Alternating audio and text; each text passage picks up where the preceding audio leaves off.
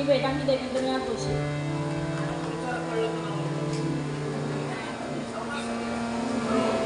माझं नाव आर्या नितीन वडाळकर. माझं नाव वेदांगी देवेंद्रनाथ जोशी.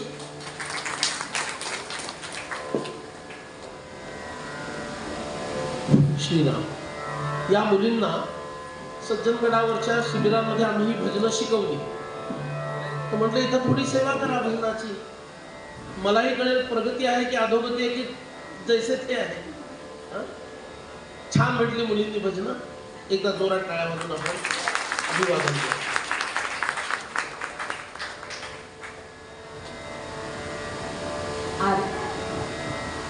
हॅलो. आर्या आणि वेदांगींच्या छान भजनानंतर मी थोडंसं सूचना म्हणजे थोडंसं काय म्हणतात त्याला गद्य काम करणार आहे. तर पहिली सूचना ही आहे, नेहमीप्रमाणे वही इथे ठेवलेली आहे. गेल्या 5 दिवसामध्ये ज्यांना शक्य झालेलं नाही आहे, ज्यांच्याकडून राहून गेले, त्यांनी आपल्या नावाची नोंद तिथे करावी. आज कथेची सांगता होणार आहे, त्यामुळे कथा सांगून पूर्ण झाल्यानंतर या सभागृहामध्ये ज्या ग्रंथाच्या आधारे ही कथा आपण ऐकतो आहोत त्या ग्रंथाची देणगी आपण काढणार आहोत. त्याच्यानंतर ज्यांनी तुमच्या सगळ्यांनी आपल्या सगळ्यांनी हा कार्यक्रम संपन्न करायला मदत केलेली आहे, त्या सगळ्यांबद्दल कृतज्ञता व्यक्त करणारा एक छोटा कार्यक्रम होईल. त्यानंतर महाआरती होईल. मग प्रसाद घेऊन आपण आपल्या घरी जाणार आहोत. धन्यवाद.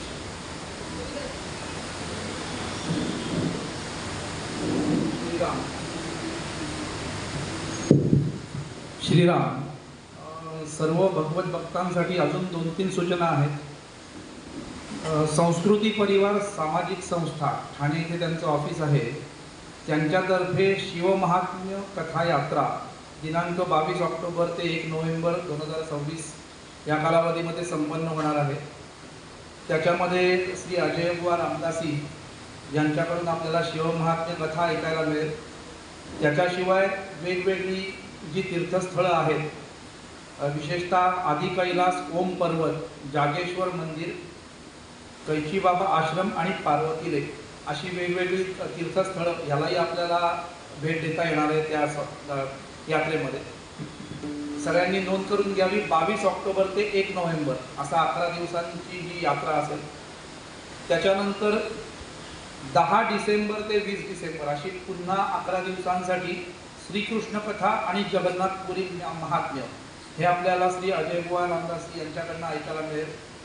या यात्रेमध्ये सुद्धा वेगवेगळी स्थळं भ्रमणस्थळं आहेत. एक म्हणजे जगन्नाथपुरी मंदिर, साक्षी गोपाळ, कोणार्क मंदिर, धौली, चंद्रभागा बीच आणि लिंगराज मंदिर अशा वेगवेगळ्या तीर्थस्थळांचा धर्मस्थळांचा त्याच्यामध्ये समावेश असेल.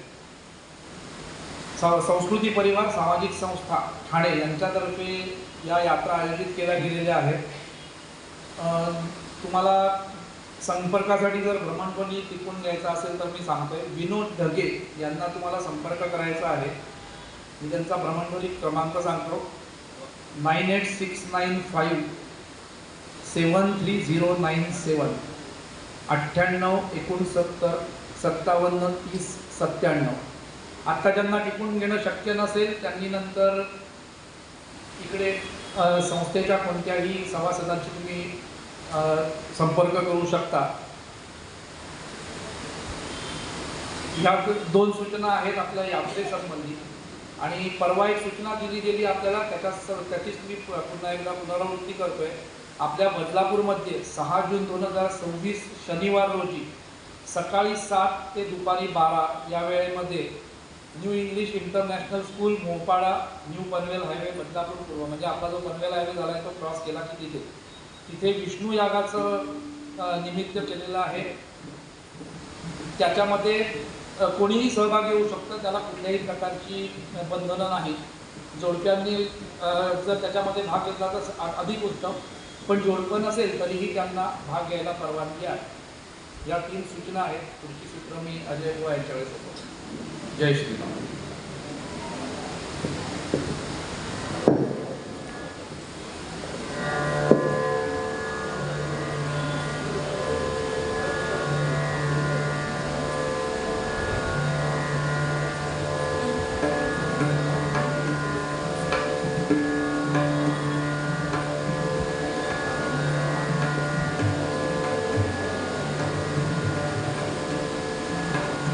श्रीराम. जय जय रघुवीर गोविंदा गोविंदा वेंकटरमण गोविंदा गोविंदा गोविंदा गोविंदा वेंकटरमण गोविंदा गोविंदा गोविंदा गोविंदा गोविंदा वेंकटरमण गोविंदा गोविंदा गोविंदा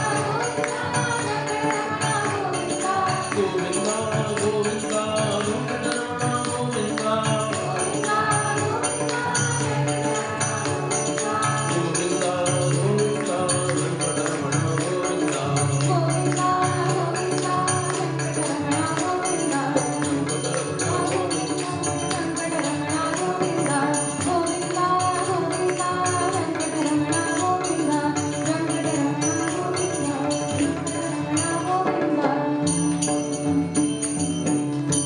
वेंकटरमण गोविंदा. जय जय रघुवीर समर्थ. वैशाख शुक्ल दशमी पहाट झाली. रात्री 13व्या घटकेला विवाह ठरलेला आहे आणि कुबेरांनी भगवान व्यंकटेशांच्या आज्ञेवरून दोन्हीकडील वराडांची उत्तम अशी भोजनाची व्यवस्था लावलेली आहे.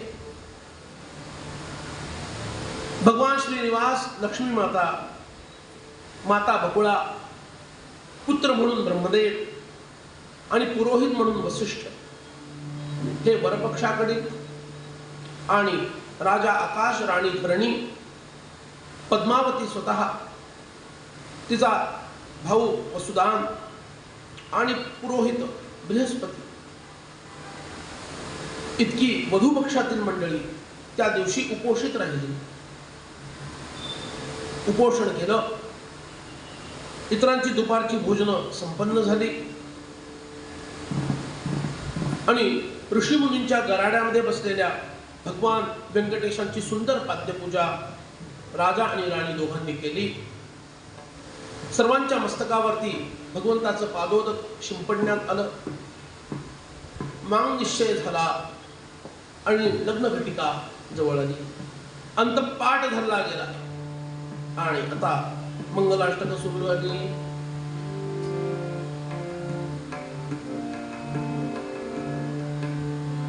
रामो राजमणि सदा विजयते रामं रमेशं भजे रामेणाभिहता निशाचरजं रामाय तस्मै नमः. रामात् नास्ति परायणं परतरं रामस्य दासोऽस्म्यहं.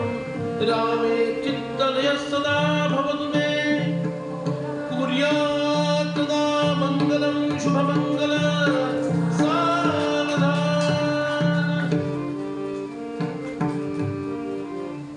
ऐसे विप्र अष्टक बोलता तो अंतपट फिटला तत्पता.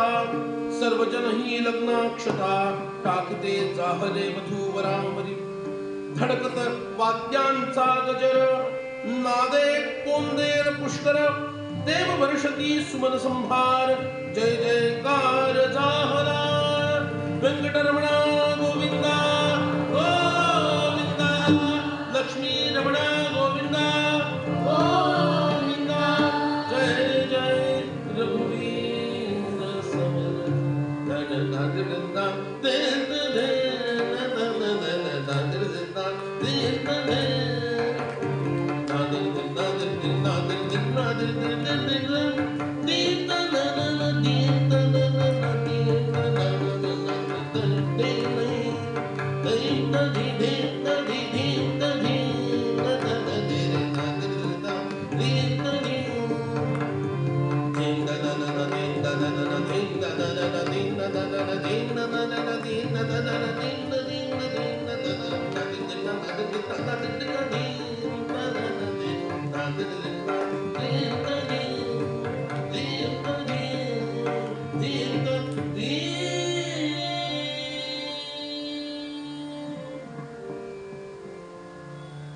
राजाने भरपूर दक्षिणा वाटली आहे.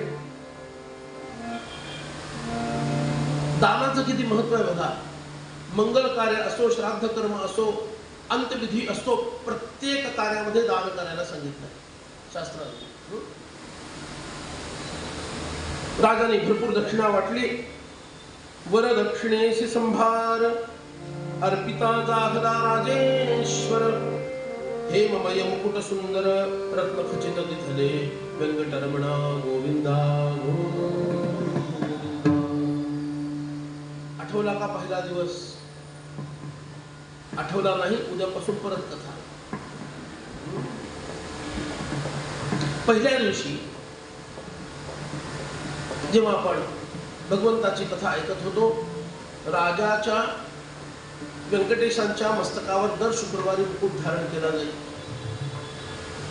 आणि त्यावेळेला जो चोळ राजा आहे, ज्याला शाप मिळाला आहे पिशाच्य होण्याचा, कृतयुगात ज्याची मुक्तता होणार आहे, त्याला भगवंतांनी सांगितलं की तू प्रत्येक शुक्रवारी मी जेव्हा तो आंदण म्हणून मिळालेला सोन्याचा मुकुट धारण करेन, त्यावेळेला माझ्या दर्शनासाठी येत जा. पिशाच्य योनीत असता असताना तुला दुःख मिळणार नाही, दुःख भोगावं लागणार नाही, तू सुखात राहशील. असं पिशाच्य व्हायलाही काही हरकत नाही मला वाटतं. काय बघा, भगवान जे देतो त्याच्यात सुखी राहायला शिकणं, याला परमार्थ असं म्हणतात. गंमत अशी आमची, आम्ही परमार्थातले नियम प्रपंचाला लावतो, प्रपंचाचे नियम परमार्थाला लावतो. प्रपंचाचा नियम काय सांगितला? होईल तैसे चित्ती असो द्यावे समाधान. भगवंताने ठेवलं तसं राहावं, चित्तात समाधान असावं. कशाचा नियम आहे हा? ठेविले अनंते तैसेच राहावे, असं आहे ना. चित्ती असो द्यावे समाधान. कुठला परमार्थातला नियम आहे की प्रपंचातला नियम आहे? एकाने परमार्थ म्हणा, एकाने प्रपंच म्हणा, तुम्हाला उत्तर देणं भागच आहे.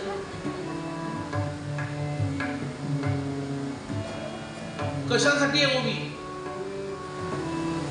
ओवी आहे प्रपंचासाठी, आम्ही परमार्थात लागू करतो. आज जप नाही झाला, ठेविले अनंते तैसेच राहावे, चित्ती असो द्यावे समाधान. नाही जप झाला, रामरायाची इच्छा. विलंदन कलियुगातील आपण सगळे विलंदन. भगवंतांनी गीतेमध्ये सांगितलं, अरे पद्मपत्र इवांभसा, पाण्यात ज्याप्रमाणे कमळाचं पान हे अलिप्त राहतं, त्याप्रमाणे तू राहायला शिक. कुठं? प्रपंचात की परमार्थात? सांगितलं प्रपंचात, आम्ही करतोय परमार्थात. जय जय रघुवीर. प्रपंचात असं राहा म्हणून सांगितलं, करतोय परमार्थामध्ये. इतकी पारायण केली, इतक्या कथा ऐकल्या, इतकी कीर्तनं ऐकली, वा एक गोष्ट अंगाला लागत नाही. जिथल्या तिथं परत जय जय रघुवीर. दिंडी त्यासाठी काढायची, लक्षात घ्या. जिथल्या तिथं मग आम्ही सगळे थांबतो.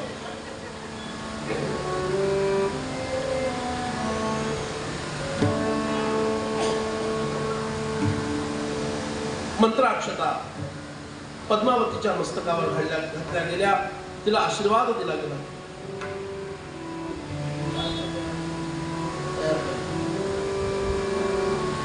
देवाचार्यांनी अत्री गोत्राचा उच्चार केला,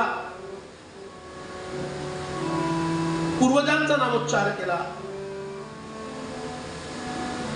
वसिष्ठांनी वसिष्ठ गोत्राचा उच्चार केला.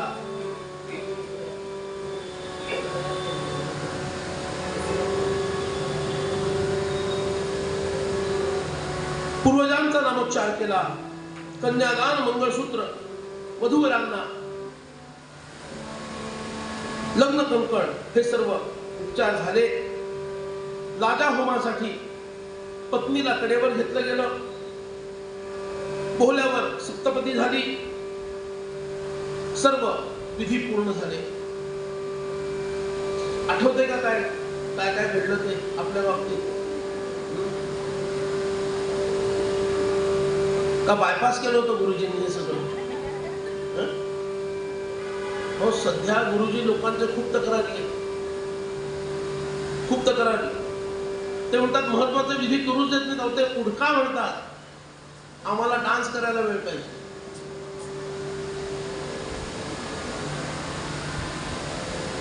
म्हणजे इव्हेंट करायचं सगळ्यांना पाहिजे, संस्कार हे नको आहे. सगळ्याचा इव्हेंट व्हायला पाहिजे. म्हणून आपण आपल्या कथेत सगळ्यात कमी इव्हेंट ठेवला, फक्त फुलं उधळणे बस, विषय संपला. बाकी कुठला इव्हेंट नाही. तर लग्न लावायचं म्हणजे कालपासून बायका मेहंदी लावून आले असते. कथेमध्ये मेंदू लावायचा आहे, लक्षात घ्या. मेहंदी लावून काय होणार नाही. अक्षता आणल्या असत्या, परवापासून ते त्रयोदशाक्षरी विडा, सगळे विडे वाटले गेले असते. काय कमी इव्हेंटसाठी काय कमी आहे? आपल्याला इव्हेंट करायचं नाही, आपल्याला कथा करायची, बरोबर ना? म्हणून पण त्याच्यात मी लग्न लावायचं म्हणजे काही संबंध आहे का माझ्यासारख्या माणसाला? खरा कर्मयोगी मी आहे या बाबतीत, लक्षात घ्या. समोर आलेलं काम जसंच्या तसं चोखपणे पार पाडले. म्हणून या तरुणांना थोडं या संस्कारांचं महत्व लक्षात आणून द्या. ते करतील मनापासून. त्याचं महत्व सांगणारं कोणी नाही, समजावून सांगणारा कोणी नाही. म्हणून त्याला वाटतंय कशाला हे फुकट घालवायचं सगळं, वी शुड एन्जॉय.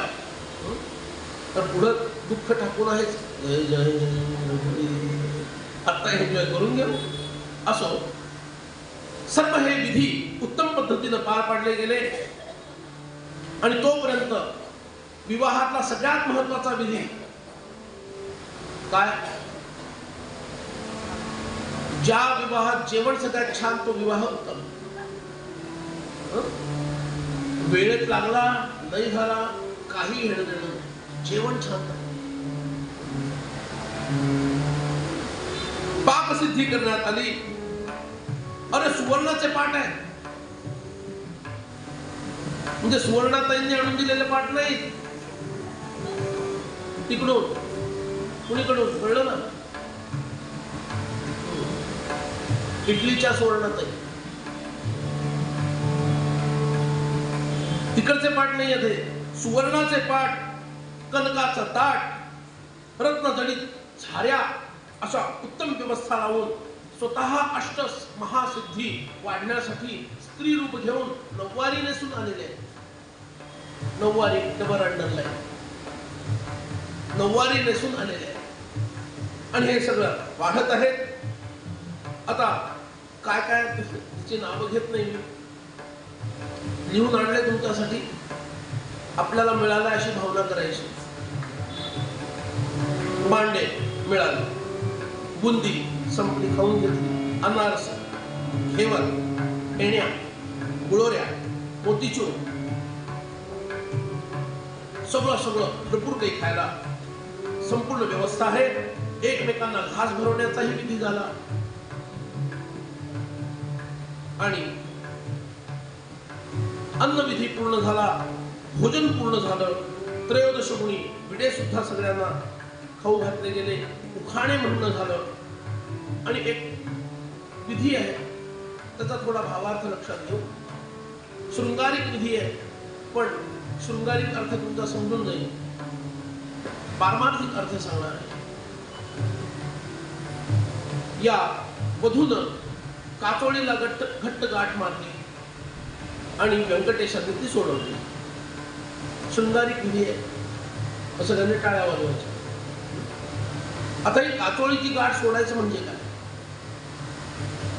याचा अर्थ भगवान श्रीनिवास हे महेश्वर स्वरूप आहे आणि ही पद्मावती शक्ती स्वरूपिणी आहे. तर महेश्वर आणि शक्ती स्वरूपिणी या दोघांचं एकच हृदय आहे. दोघांचं एकच हृदय आहे, हा त्याच्यातला भावार्थ लक्षात घ्यायचा. जास्त उघड मला बोलता येणार नाही, पण या विधीचा संदर्भ लक्षात घ्या.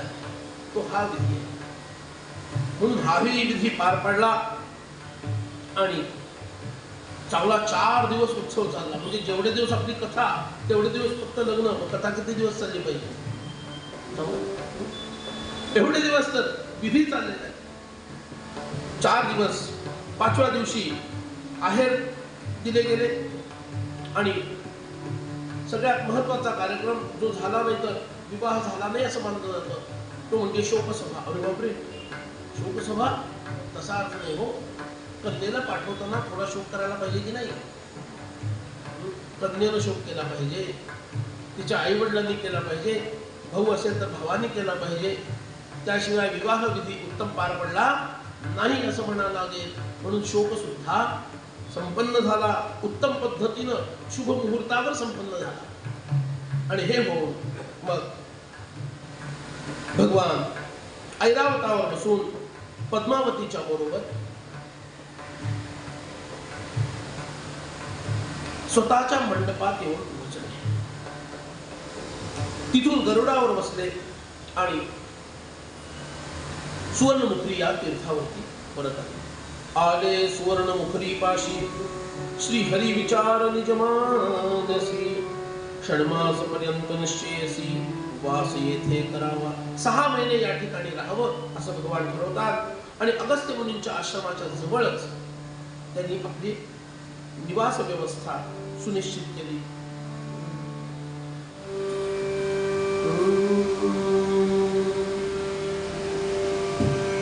गोविंदा गोविंदा वेंकटरमण गोविंदा.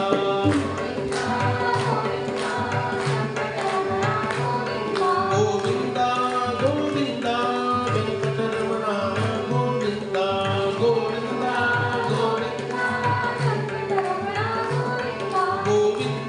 गोविंदा गोविंदा वेंकटरमण गोविंदा. गोविंदा गोविंदा गोविंदा गोविंदा वेंकटरमण गोविंदा. गोविंदा गोविंदा गोविंदा वेंकटरमण गोविंदा. गोविंदा गोविंदा वेंकटरमण गोविंदा. गोविंदा गोविंदा वेंकटरमण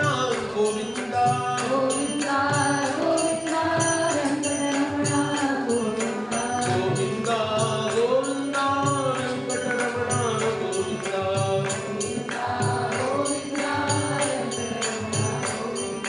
गोविंदा गोविंदा वेंकटरमण मोठ्याने.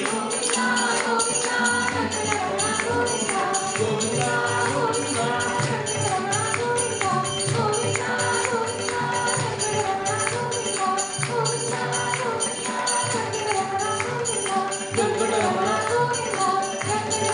गोविंदा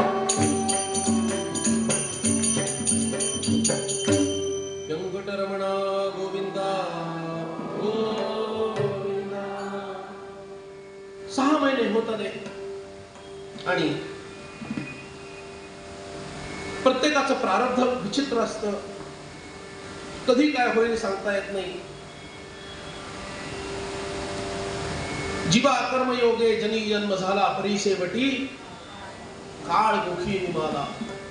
महाथोर ते मृत्यूपंथेचे गेले किती एकते जन्मले आणि मेले. No one notice. इतिहासात नाव पण नोंदवलं. अरे 3 पिढ्यांना पण माहिती नाही. किमान 3 पिढ्यापर्यंत तरी आपला प्रताप माहित पाहिजे की नाही लोकांना. किती एकते जन्मले आणि मेले. आकाश राजा अचानक अत्यवस्थ झाला. अचानक अत्यवस्थ झाला. तोंडमान त्याचा थोरला भाऊ आहे. तोंडमान भगवंताकडे येतो धावत धावत आणि निरोप देतो. पद्मावती पित्यावर विशेष प्रेम करणारी हा निरोप ऐकून मूर्छित होऊन खाली पडते. माता लोपामुद्रा कोण आहेत ह्या? पहिल्यांदाच नाव ऐकलं. काय शिबिर घेतल्यामुळे परीक्षा घ्यायची फार सवय लागली. जाऊ दे सांगून टाकतो. लोपामुद्रा ह्या अगस्त्य महामुनींच्या भार्या आहेत, पत्नी आहेत. त्या लोपामुद्रा यांनी पद्मावतीला उठवलं. भगवान व्यंकटेश आणि पद्मावती दोघेही नारायणपुराला गेले. राजाची अवस्था बघितली आणि त्याला घरघर लागलेली आहे. अगदी शेवटचे काही क्षण तो मोजतोय. कहाणी में ट्विस्ट, नाहीतर ती भगवंताची कहाणी कशी होईल.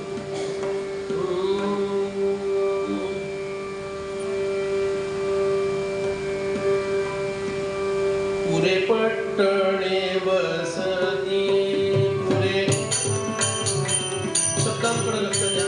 पुरे पट्टणे बसती, एक वेळ ओस होती, एक वेळ ओस होती. पुरे पट्टणे बसती, पुरे पट्टणे बसती, पुरे पट्टणे. तैसे वैभव हे सकळ, तैसे वैभव हे सकळ. येता जाता नाही वेळ, येता जाता नाही वेळ. पुरे पट्टणे बसती, पुरे पट्टणे बसती, पुरे पट्टणे. बहुत सृष्टीची रचना, बहुत सृष्टीची रचना. होय जाय क्षण क्षणावर, होय जाय क्षण क्षण. पुरे पट्टणे बसती, पुरे पट्टणे बसती, पुरे पट्टणे.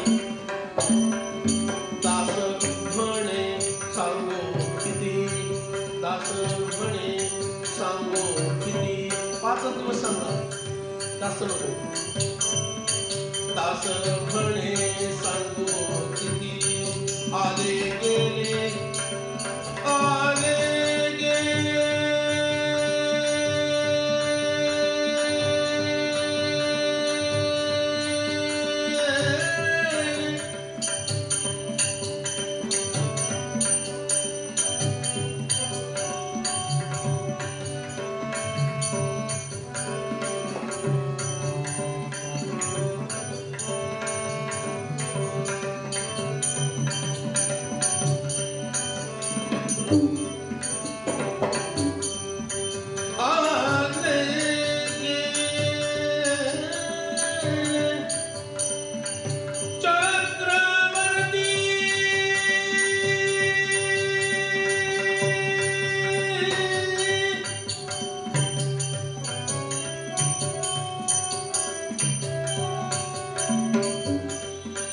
दास म्हणे, दास म्हणे, दास म्हणे सांगो किती, दास म्हणे सांगो किती.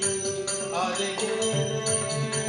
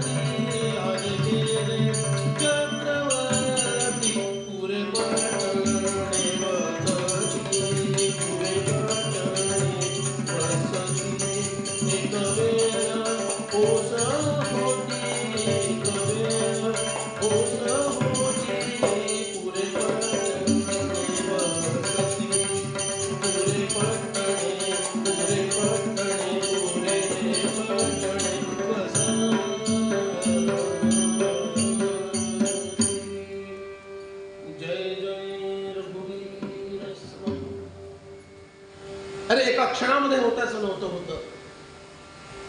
एकदम आयुष्यामध्ये असा काही टर्निंग पॉइंट येतो, तो एक तर खाली नेणारा असतो नाही तर वर नेणारा असतो. आणि या टर्निंग पॉइंटनी भरलेलं जे आहे त्याला जीवन किंवा संसार असं म्हणतात. त्याच्या जगज्जीवनाची साथ असेल तर अंततोगत्वा विजय तुमचा आहे, आणि जगज्जीवनाची साथ नसेल तर अंततोगत्वा पराजय तुमचा आहे. म्हणून जो या अचानक बदलणाऱ्या संसाराकडं प्रेम भावनेनं, ग्राह्य भावनेनं पाहत नाही आणि भगवंताला जो स्थिर आहे त्याला धरून ठेवतो, तोच एकमेव तरतो. बाकी सगळे उतरतात, बुडून जातात. इतका मोठा राजा ज्याचा जामात स्वतः श्रीनिवास भगवान आहे, त्याला घरघर लागली आणि आपल्याच घरामध्ये तो आता बेघर होणार आहे अशा अवस्थेला पोहोचला. आणि हेच जीवनाचं सत्य आहे जे आपण नाकारू शकत नाही. आणि म्हणून माणसाने सदैव धर्मामध्ये स्थिर राहावं, कारण धर्म स्थिर आहे, जीवन अस्थिर. म्हणून कुठल्याही कारणानं धर्माचा त्याग करू नका असं महाभारत किंवा भारत सावित्री आपल्याला सांगते.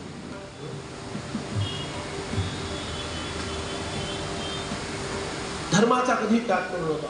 धर्मो नित्यो हेतुरस्यत्व नित्य. धर्म हा नित्य आहे, जीवाचा हेतू जन्म घेण्याचा अनित्य आहे.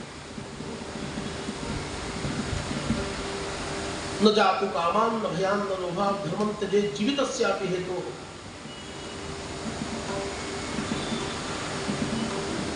धर्मो नित्यो सुखदुःखे नित्ये जीवो नित्यो हेतुरस्यत्व नित्य. हा भारत सावित्रीचा प्रधान सिद्धांत आहे. महाभारताच्या 18व्या म्हणजे शेवटच्या पर्वाचा शेवट भारत सावित्री, त्याचा हा सिद्धांत आहे. 19वाही पर्व आहे, पण ते हरिवंश पुराण म्हणून प्रसिद्ध आहे. तेव्हा जीवन हे अनित्य आहे, अस्थिर आहे, धर्म हा नित्य आहे. म्हणून कुठल्याही स्थितीत धर्माची कास सोडायची नाही. भरतांना सुद्धा रामरायांनी हेच सांगितलं होतं, आणि धर्माचं पालन कर आणि चुपचाप परत अयोध्येला जा आणि राज्य कर असा आदेश भगवंतांनी दिला होता. तीच गोष्ट आता इथं समोर आलेली आहे की जीवन अनित्य आहे. मुलीचा विवाह केला, 6ही महिने अजून पूर्ण होतात न होतात इतक्यात राजा मरणासन्न अवस्थेला येऊन पोहोचला. भगवंताला बघितलं, त्यातल्या त्यात राजाला बरं वाटलं आणि तो म्हणतो, तू जगत कुटुंबी सर्वेश्वर, तुझं काय सांगावे विचार. माझा पुत्र आणि सहोदर सांभाळ्यासी नारायण. व्यंकटरमणा गोविंदा गोविंदा.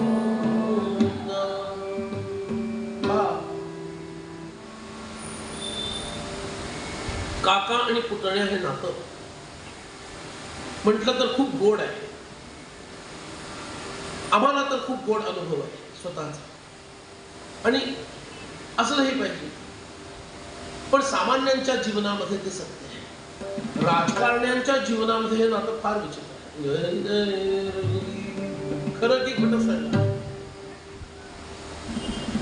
आत्ताच बोलायला नको.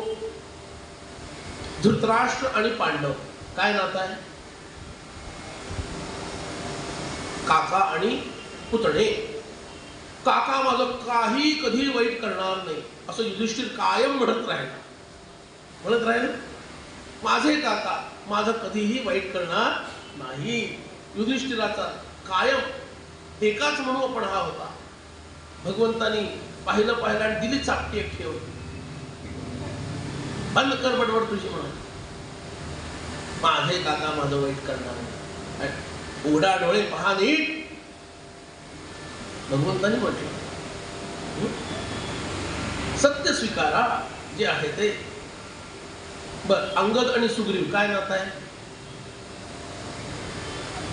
काका आणि पुतण्या. कायम ट्विस्टच.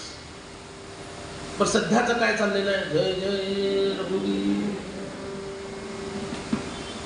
गंमत आहे. म्हणून याची काळजी राजाला असल्यामुळे भगवंताला म्हटलं, तू तर विश्व कुटुंबी आहेस बाबा, विश्व हे तुझं कुटुंब आहे, माझं कुटुंब जरा सांभाळ. माझा धाकटा भाऊ तोंडमान आणि माझा मुलगा वसुदान. आता मी चाललो, जिकडे जायचं तिकडं. पुढं काय होणार याची काळजी राजाला आहे. तू या दोघांना सांभाळ असं म्हटलं आणि राजाने भगवान व्यंकटेशांना आलिंगन दिलं आणि तिथंच प्राणत्याग केला. राजा मरण पावला. सर्वत्र हाहाकार झाला. लीला नाटकधारी भगवान सुद्धा रडायला लागले ढसाढसा. पद्मावतीला म्हणावं लागलं, प्रभू असं होत असतं, एवढं दुःख करू नका. हो का, बरं ठीक आहे. एक सत्पुरुष होते, गृहस्थ होते. त्यांच्या बहिणीचे यजमान तरुणपणी वारले. त्यांना कळलं आता गृहस्थ असल्यामुळे नियम पाळावे लागतात सगळे, म्हणून बहिणीकडे गेले. ते शव असं ठेवलं होतं. तिनं भावाला बघितलं, दादा म्हणून भोकाड पसरलं. ह्याने तिच्या दुप्पट भोकाड पसरला. मग त्याच्या दुप्पट हिनं, मग तिच्या दुप्पट ह्याने. सुरसा माता आणि हनुमान आठवलं का? हनुमान एवढे झाले, सुरसेने एवढं तोंड केलं. मग हनुमान अजून एवढे झाले, सुरसेने अजून तोंड केलं. सेम केस. शेवटी ह्यांनी इतकं मोठं भोकाड पसरलं. तिला रामायण म्हणाली, दादा एवढं वाईट मानून घेऊ नको. असं होतं तर काय, देवाच्या मनात आलं, देवाजीच्या मनात. हो का, तू शांत, मी लगेच होतो म्हणाले शांत. तू शांत झालीस की दुसऱ्या क्षणाला मी शांत आहे. कारण ते रडणं माझ्या कंट्रोलमध्ये आहे. तुझं रडणं तुझ्या कंट्रोलमध्ये आण. बघा संत कसे वागतात. भगवंतांनी गीतेमध्ये सांगितलं, अशोचानन शोचस्तुम प्रज्ञावादांश भाष्यसे गतासून गतासूंश नानुशोचन्ति पंडिताः. पंडित ज्ञानी मनुष्य गेलेल्यासाठीही रडत नाही आणि ह्यालाच काय घालवलं आणि ह्याला काय शिल्लक ठेवलं.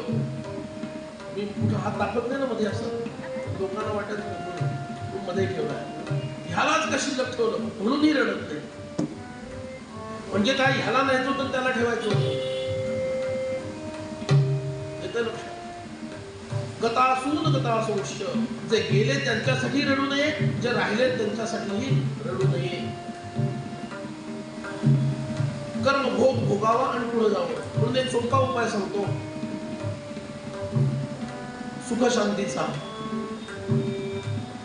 हा माझा अमुक आहे हे म्हणण्यापेक्षा हा एक स्वतंत्र जीव आहे आणि मी एक स्वतंत्र जीव आहे. तो त्याचं कर्म घेऊन आला आणि मी त्याचं कर्म घेऊन आलो. ह्या पद्धतीनं जर आपण आपल्या आसपासच्या लोकांकडे पाहायला लागलो एक जीव म्हणून, त्याला सांख्यदृष्टी असं म्हणतात, जरा अवघड आहे. पण याच्यातून अलिप्तता आणि तटस्थता येते आणि याचा लाभ, लोभ आणि हानी याच्या पलीकडे तुम्ही राहता. म्हणून असण्याचा लोभ नाही आणि जाण्याचं दुःख नाही. ज्याच्याबद्दल लोभ आहे त्याच्या जाण्यामुळे दुःख आहे हे निश्चित आहे. आणि म्हणून तटस्थपणे पाहायला शिकावं. तो एक जीव, मी एक जीव, तात्पुरते एकत्र आलो, फार कधी व्हायची. दोन ओळखे सगळ्यांना माहिती, लाटेवर आरूढ होऊन एकत्र येतात. एक किंवा दोन लाटा एकत्र राहतात. तिसरी लाट अशी येते की ते कायमचे वेगळे होतात की जे पुन्हा एकमेकांना परत भेटत नाही. रामायणातील दृष्टांत आहे.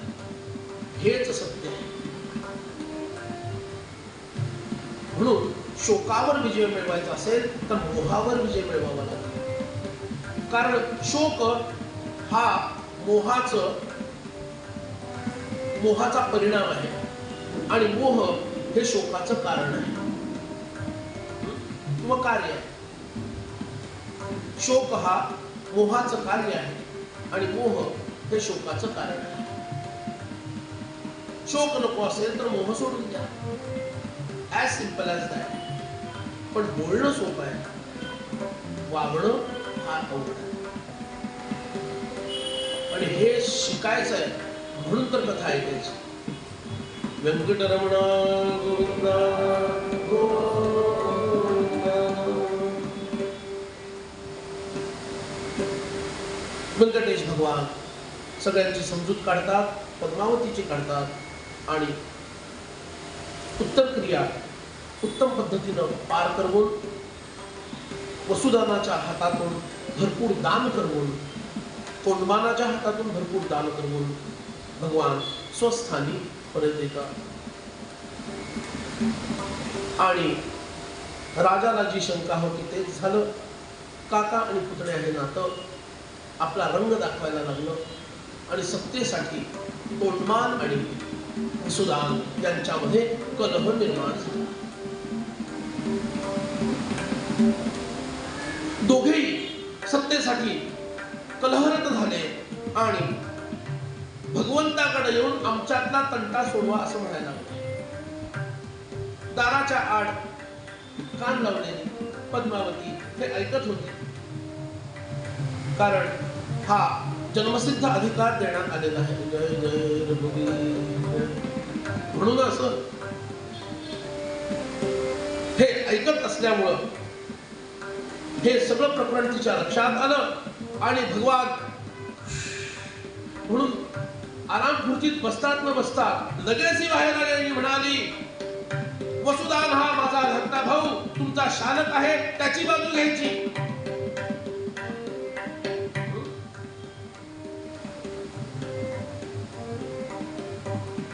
चला, तुमच्यावर अशी परिस्थिती आली, पुरुष मंडळी काय केलं असतं?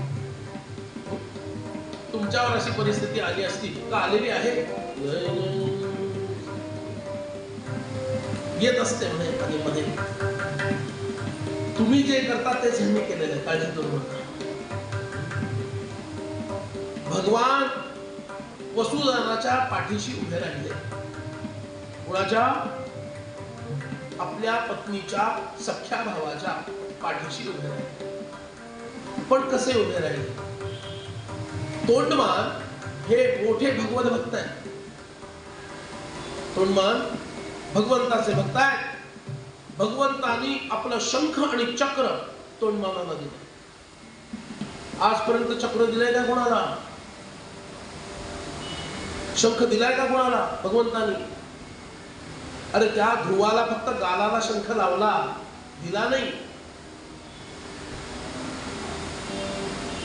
नाहीतर शंख काय याला दिला म्हणून सगळ्यांनी शंख केला असता, आम्हाला का नाही दिला? बघा भगवंताचा न्याय कसा आहे. तटस्थपणे भगवान वागतात. तोंडमान माझा भक्त आहे, शंख आणि चक्र त्याला दिलं आणि वसुदानाच्या सैन्यामध्ये जाऊन त्याच्या पाठीशी उभे राहिले. असे उभे राहिले. शक्ती दिली कुठं? त्याच्यामध्ये. स्वतः याच्या पाठीशी उभे राहिले आणि प्रचंड युद्धाला प्रारंभ झाला. अरे सैन्याचा महासागर समोर आहे. फेरी दुंदुबी शंखनाद व्हायला लागलाय.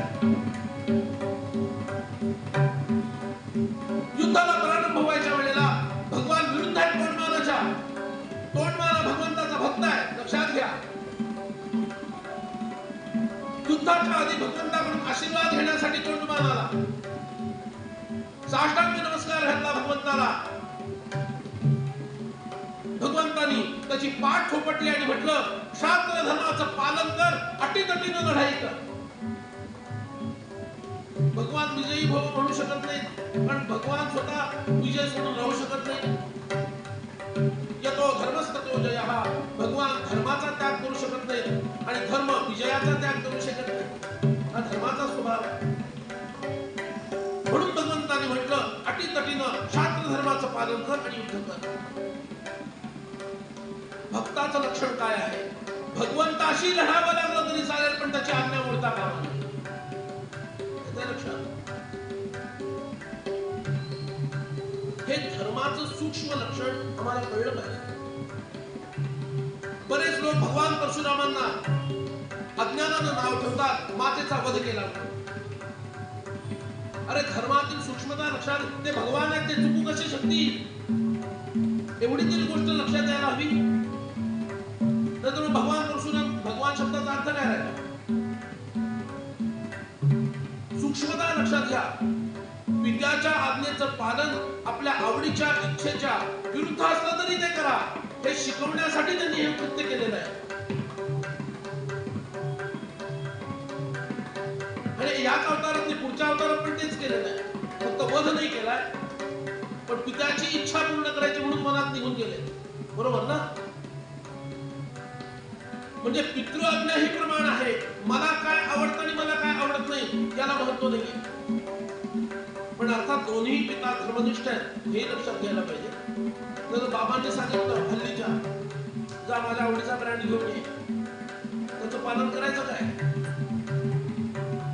बरोबर आहे. आजच्या मुलांना प्रश्न पडू शकतो, त्याचं उत्तर मिळालं पाहिजे. सांगणारे दोन्ही पिता धर्मनिष्ठ आहेत. इथं जन्मदग्नी ऋषी, इथं दशरथ महाराज, दोघेही धर्मात्मा आहेत. काही वाद आहे, पण what is the crux of that leela, त्या दोन लीलांचा अर्थ काय आहे? पित्याची आज्ञा इतकी महत्वाची आहे की माझ्या आवडी निवडीला तिथं स्थान नाही. आणि म्हणून भगवंताशी लढणं भक्तानं साधी गोष्ट आहे. ज्याला रोज पूजता तुम्ही, त्याच्याशी लढायचं आहे का? त्यांनी आज्ञा दिली आणि तोंडमान लढलेला आहे. लक्षात निकरानं लढलेलं, याला खरा भक्त असं म्हणतात. हा खरा भक्त.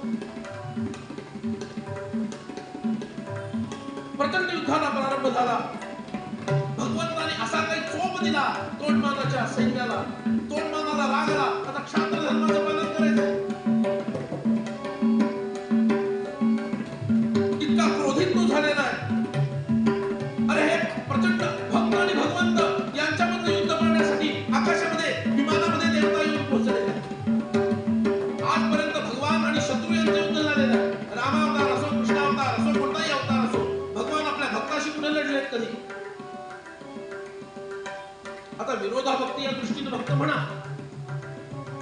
रावण लढला, कंस लढला वगैरे वगैरे, पण खऱ्या दृष्टीने पाहिलं तर हे पहिलं युद्ध आहे जगातलं. भगवान आणि भक्त एकमेकांशी लढत आहेत आणि प्रचंड युद्धाला प्रारंभ झालेला आहे. अनेक अस्त्रशस्त्रांचं संधान केलं आणि तोंडमानानं अपूर्व केलं. प्रचंड 4 बाणांनी भगवंताच्या रथाचे 4 घोडे मारून टाकले. एका भयंकर बाणाने भगवंताचा सारथी मारला. 5 इतके भयंकर बाण सोडले, भगवंताच्या रथाच्या ठिकऱ्या उडाल्या. आणि एक निर्वाणीचा बाण सोडला जो व्यंकटेश भगवंताच्या हृदयामध्ये घुसला आणि भगवान मूर्छितून खाली पडले. भगवान स्वतः मूर्छितून खाली पडले. हाहाकार सगळीकडे उडाला. स्वतः तोंडमान उडी मारून धावत आला.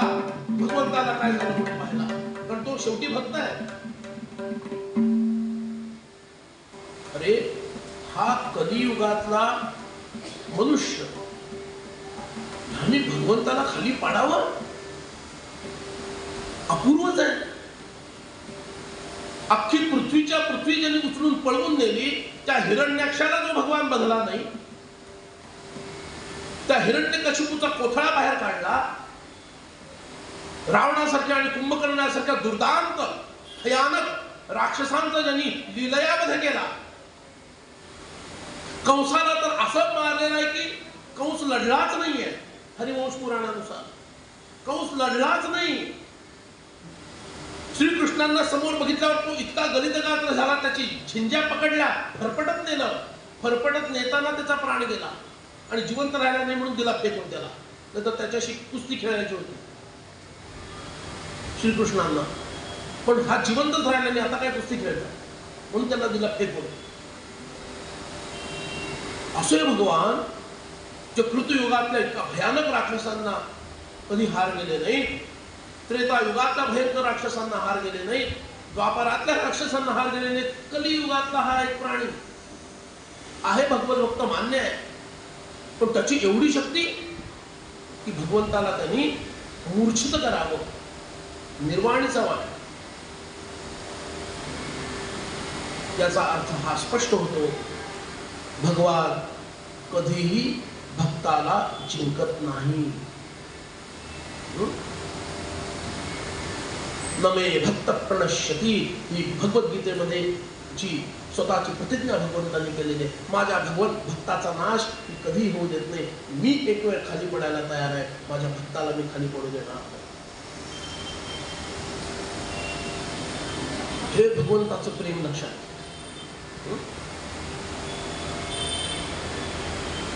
तोंडमान सुद्धा धावलेला आहे. आणि ही गोष्ट जेव्हा या पद्मावतीला कळली, आपण सांगितलेल्या युद्धाचा परिणाम काय झाला, ती इतकी भयभीत झाली आणि ती अगस्त्य मुनींकडे धावत गेली. अगस्त्य मुनींना अंतर्ज्ञानानं सगळं कळलेलं आहे, भगवंताची लीला त्यांना माहिती आहे. अरे एकांशेन स्थितो जगत असं जो म्हणतो, सगळ्या सर्वांना व्यापून जो आहे त्याला कोणी पाडू शकतं का खाली?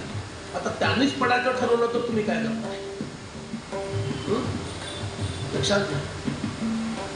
अगस्त्य मुनींकडे ही जाते, कलह सोडवण्याचा हा उपाय.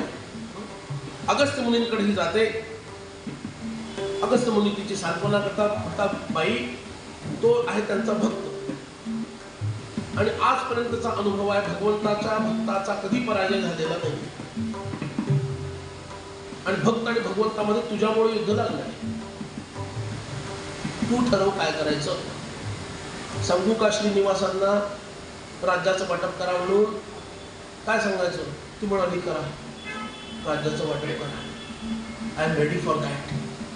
पण माझे प्रभू मला परत हवेत, माझा भाऊ पण मला हवाय. काका नको काय? हा काका पण हवाय. असंही म्हणते आणि युद्धभूमीवर जाते. जलस्पर्शाने भगवान श्रीनिवासांना उभी करते. उठा उठा तोंडमान, आता त्याला संपवतो, आता याला सोडत नाही मी. ए आण रे बाण धनुष्य, आता याला मी त्याचा फडशात मारतो. असा काय आविर्भाव भगवंतांनी दाखवला. पद्मावती म्हणते प्रभू शांत व्हा, शांत व्हा, रागावू नका. नाही नाही तू हो बाजूला, आता याला सोडत नाही, मला खाली मारतोय काय? अहो शांत व्हा, शांत व्हा. अगस्त्य ऋषींनी सांगितलं तू राज्याचं वाटप करत करायचं का तुला वाटप, नाही तर ह्याला उडवतो बघ. नाही वाटप करायचं, ठीक आहे, होतो शांत. लगेच शांत झाले भगवान, एकदम शांत झाले. राज्याचं वाटप करायचं, समान समान ना ती कमी जास्त 80-20 70-30 90-10 काय करायचं? नाही 50-50 पण आले. अरे वा, व्हेरी गुड. बाजारात जाऊन 50-50 घेऊन आले. चालू आहे का बंद पडलंय? चालू आहे. आणि वाटप करण्यात आलं. भगवंतानी तोंड नावाचा जो देश आहे हा कुर्मानाला दिला आणि नारायणजी पुरी आहे ही वसुदानाला दिली.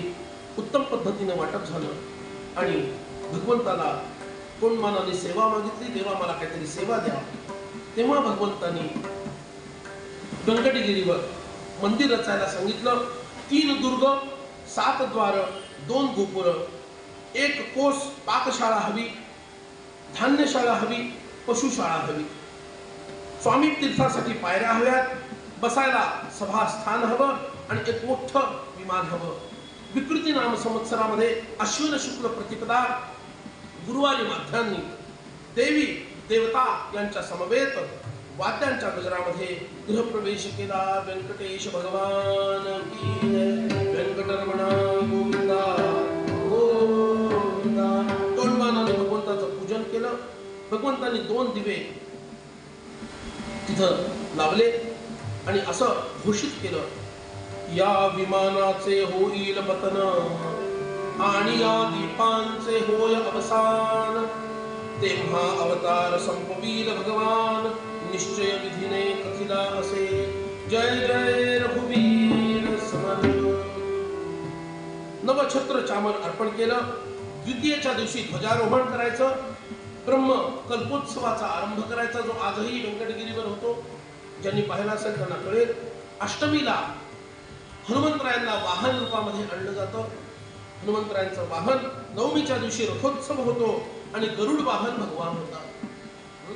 रामावतार आधीचा, कृष्णावतार नंतरचा.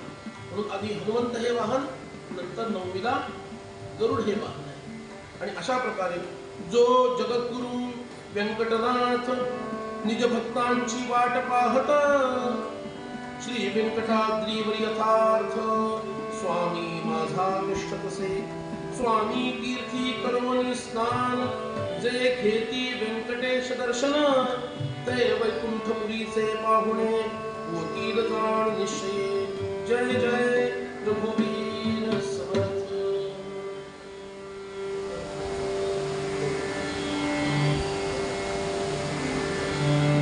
काही काळ पुढे गेला आणि तोंडमान राज्य करतोय छान. एक वसिष्ठ गोत्रीय ब्राह्मण, पत्नीचं नाव महालक्ष्मी, राघव नावाचा त्याचा छोटासा एक पुत्र, हे तोंडमानाकडे येतात. तोंडमान ब्राह्मण पूजा करायची म्हणून षोडशोपचार पूजन करतो. ब्राह्मण म्हणतो मी गंगा स्नानासाठी निघालोय. माझी पत्नी 5 महिन्यांची गर्भवती आहे. पुत्र लहान आहे. मी 6 महिन्यात परततो. तोपर्यंत या म्हणजे एका अर्थानं तिघांचं तुम्ही रक्षण करा. पूर्वी राजाचं हे दायित्व असायचं, रक्षण करणं. आता असं जाऊ शकतो का आपण सांगायला तीर्थयात्रेला चाललोय, यांचं जरा रक्षण करा. तो म्हणते बघ तुझं तू, मला काय जाऊ नकोस. बघा पूर्वीची सिस्टीम कशी होती. राजा म्हणतो अवश्य आपण जावं आणि तुमचं हे गंगा दर्शन सहज व्हावं म्हणून काही धन सुद्धा माझ्याकडून आपण स्वीकारावं, मला आनंद वाटेल. ब्राह्मणाला धन दिलं. हा गेला इतका रमला. 2 वर्ष तिकडच गेला. किती दिवसांसाठी होता? जेमतेम 6 महिन्यासाठी रमला तिकडच. आणि विधीचं विधान बघा. 6 महिन्याचा सगळा किराणा भरून या ब्राह्मणीला आणि तिच्या पुत्राला एका घरामध्ये ठेवलं आणि दार लावून घेतलं. तिला जास्त फिरायला लावू नये वगैरे असा विचार करून. आणि तोंडमान विसरून गेला की आपण असं कुणाला तरी राहायला दिलेलं आहे. तो ब्राह्मण 2 वर्षानंतर परत आल्यानंतर तो म्हणाला, काय राजा आठवतं का, ओळखलं का? आणि राजा विचार करतोय, अरे चेहरा तरी ओळखीचा वाटतोय, कोण आहे हा? आणि एकदम आठवलं 2 वर्षापूर्वी पत्नी आणि मुलाला सोडून गेलेला, गर्भवती असणारी.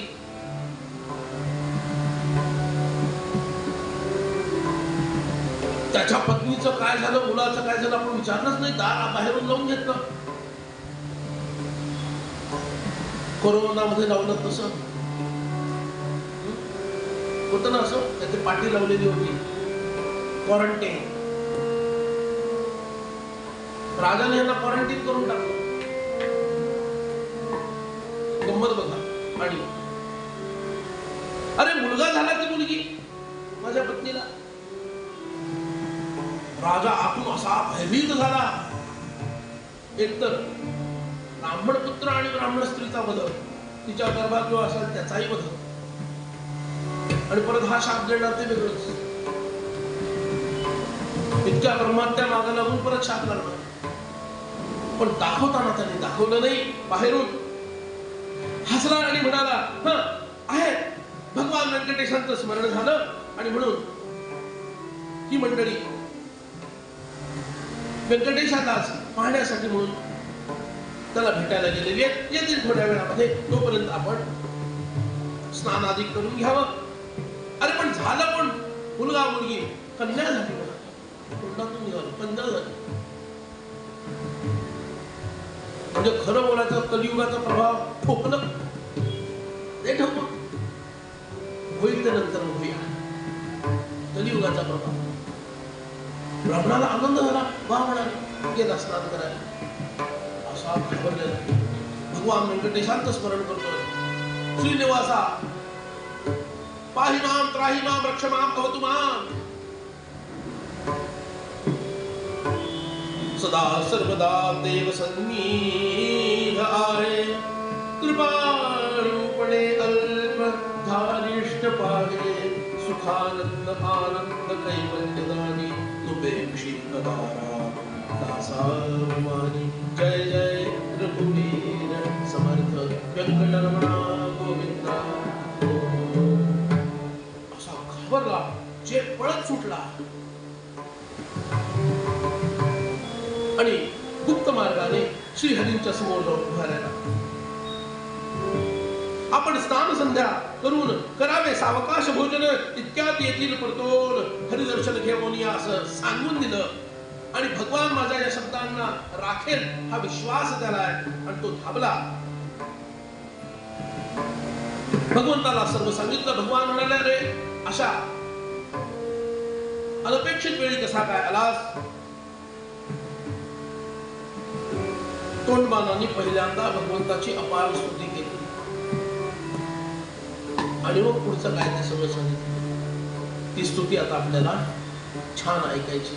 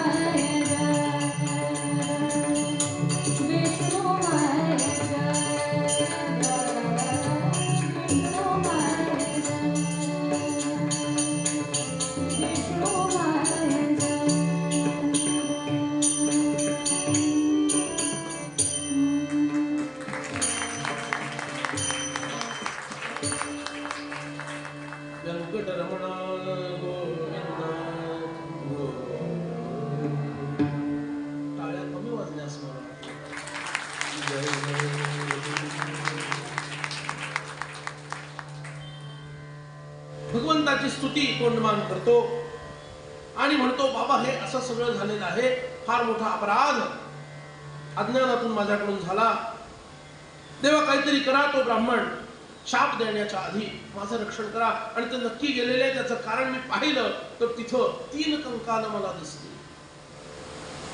आता दिसणारच. 6 महिन्याची व्यवस्था ओढून ताणून 8 महिने राहतील, 9 महिने राहतील, पुढं काय? 2 वर्षानंतर हा आलेला आहे. राजालाही विस्मरण झालं. भगवंतांनी सांगितलं, ताबडतोब त्यांचे कंकाल घेऊन या. कंकाल आणण्यात आले, अस्थी आणण्यात आल्या. स्वामी तीर्थाच्या पूर्वेला जे सरोवर आहे तिथं अस्थिक्षेप करण्यात आला, अस्थी टाकण्यात आल्या आणि स्वतःच्या हाताने भगवंतांनी जलप्रोक्षण केलं. त्याच्यावर चमत्कार झाला. तिघे जणू काही झोपेतून उठावे त्याप्रमाणे उठले आणि भगवंताला वंदन करायला लागले. तोंड मानाने तोंड भरून भगवंताची स्तुती केली. हा सारखी तोंड भरून स्तुती करायचा म्हणून त्याचं नाव तोंडमान ठेवलं असं समजा. असं काही केलं नाही बरं, मला खरं वाटायचं तुम्हाला. जय जय रघुवीर. तोंड भरून स्तुती करायची. आणि भगवंतांनी सांगितलं, आता मी लवकरच अवतार हा ज्याला आपण चेतन अवतार हे स्वरूप बदलून मी स्थिर होणार, मी इथून मुक्त होईल. आता साक्षात बोलणं माझं होणार नाही, पूर्वीसारखे व्यवहार मी करणार नाही. कधी माझे बहुत लोक होतील अधर्मरत, यास्तव राहू गुप्त जाण यथार्थ राजेंद्र व्यंकटरमणा गोविंदा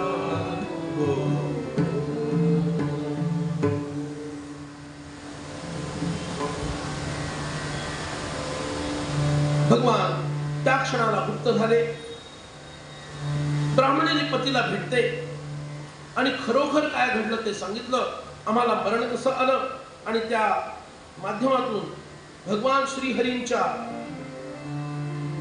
उदरी अनंत ब्रह्मांड आम्ही पाहत फिरत होतो असं त्यांनी सांगितलं. आणि आता भगवंतांनी आम्हाला आज पुन्हा जीवित केलं आणि आम्ही तुमच्या समोर उपस्थित आहोत. ब्राह्मण म्हणाला, अगं तूच धन्य आहेस की व्यंकटेशाची भक्ती तू केलीस.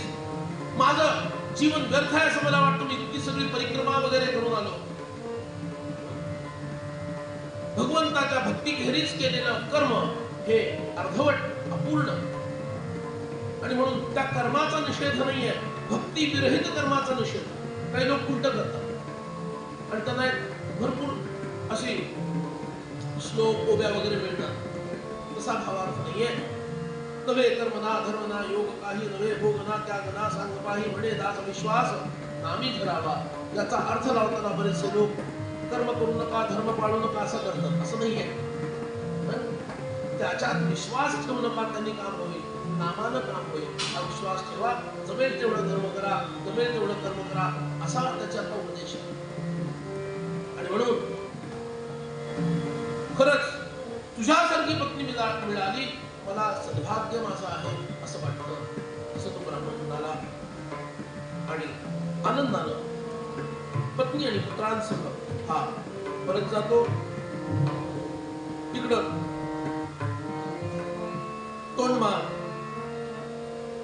सहस्र सुवर्ण तुलसी दल घेऊन, सोन्याच्या तुळशीचं, सोन्याची ही घेऊन व्यंकटेशांच्या जवळ येऊन पोहोचतो. त्या स्थानावरून भगवान जरी अदृश्य झाले असले तरी मूळ पर्वतावर ते होते. त्यांना अर्पण करतो. भगवान सुप्रसन्न आहेत. दुसऱ्या दिवशी पुन्हा तुळशीमाला घेऊन जेव्हा तो पोहोचतो तेव्हा त्याला अद्भुत दृश्य दिसतं. भगवान श्रीनिवासांच्या गळ्यामध्ये मातीच्या बनवलेल्या सहस्र तुलसी दल गळ्यामध्ये त्यांनी मातीचं, याच्याकडे सोन्याचा हार आहे. आणि तेही इतक्या दिमाखामध्ये सोन्याच्या सहस्र तुलसी दलाप्रमाणेच भगवान निर्वत आहे आनंदाने. हे त्यांनी पाहिलं. याला समत्व दृष्टी असं म्हणतात. ही भगवंताची समत्व दृष्टी आहे. काय दिलं आणि किती दिलं हे पाहत नाही, कोणत्या भावनेनं दिलं हे तो पाहतो. ते देताना त्याचा भाव देणाऱ्याचा काय आहे हे तो पाहतो. आणि भाव म्हणजे मनातला भाव, खिशातला भाव नाही. जय जय रघुवीर, खिशात किती भाव आहे त्याच्या, तो नाही. तोंडमानाला आश्चर्य वाटलं. म्हटलं देवा हे काय, माझ्या आधी तुम्हाला हे कुणी अर्पण केलं? भगवान म्हणाले माझे अनंत भक्त आहेत, त्यातला तू एक आहेस. You are one of them. त्यातला तू एक आहेस. तेव्हा काय सांगू तुला, अरे गरीब श्रीमंत सगळे माझेच भक्त. मी समदृष्टीनं सगळ्यांकडे पाहतो, समदृष्टीनं सगळ्यांकडे पाहतो. या आपल्या राज्याच्या उत्तर दिशेला एक कोस अंतरावरती एका गावात भीम नावाचा कुंभार राहतो. हा माझा परमभक्त आहे. त्यांनी मला हे अर्पण केलं. ही तुलसी मला माझ्या आज वेळेला आहे. आणि भगवान त्या कुंभाराकडे जाऊन पोहोचले. राजा सुद्धा तिथे जाऊन पोहोचला. भगवान व्यंकटेश माझ्याद्वारे अनेक पाहून कुंभाराला परम आनंद झाला आणि भगवंताला त्याने साष्टांग वंदन केला. त्याचा देह तिथंच पतित झाला. दिव्य देह धारण करून तो भगवंताच्या गरुडावर बसून वैकुंठाला गेला. व्यंकटरमणा गोविंदा गोविंदा, लक्ष्मी रमणा गोविंदा गोविंदा. हे पाहून अरे एक सामान्य कुंभार आपल्या भक्तीच्या जोरावर जर वैकुंठाला जाऊ शकत असेल, राजाला तोंडमानाला वाटलं देवा अरे मला तू मुक्ती देणार की नाही, माझ्या भाग्यात हे आहे की नाही.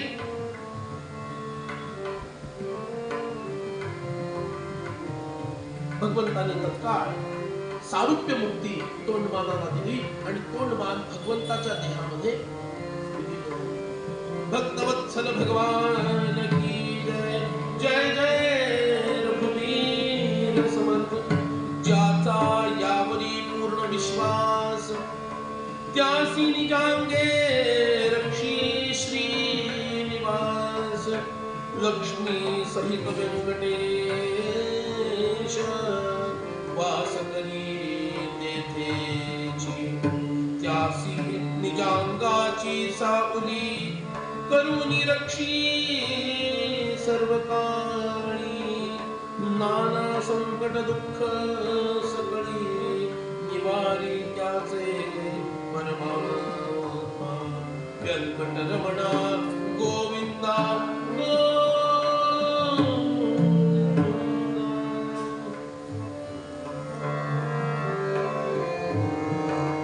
जय व्यंकटेश हरी हरी. जय व्यंकटेश हरी हरी. जय व्यंकटेश हरी हरी. जय व्यंकटेश हरी.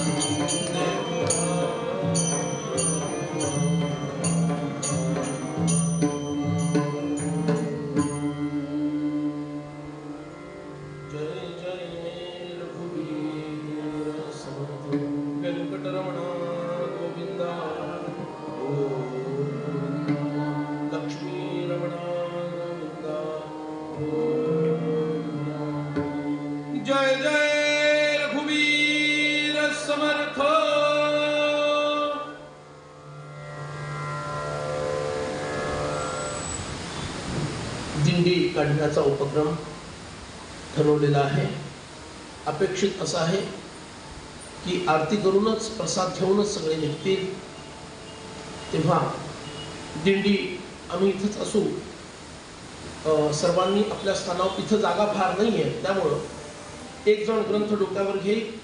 आपण बाकीच्या भक्तांनी छान असा गोल करायचा आहे आणि जे ग्रंथ नेतील आम्ही इथं भजन म्हणू, तुम्ही तिथं त्याच्यावर पुष्पवृष्टी करायची आणि तो ग्रंथ पुन्हा इथे येईल. त्यानंतर लगेच आरती होईल. आरती झाल्यानंतर पुढची घोषणा होऊन आपण सगळ्यांनी प्रसाद घेऊन इथून निघायचं आहे. 10 मिनिटाचा कार्यक्रम फक्त राहिलेला आहे.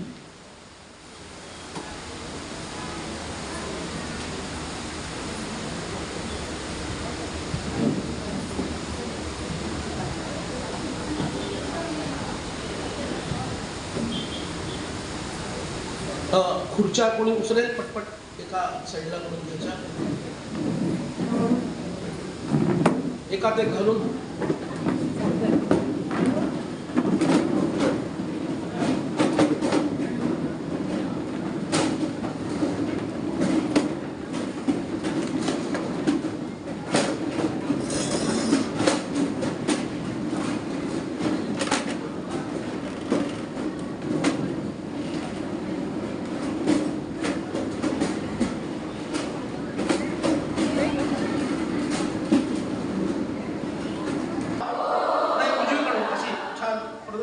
प्रदक्षिणा मारा क्लॉकवाईज.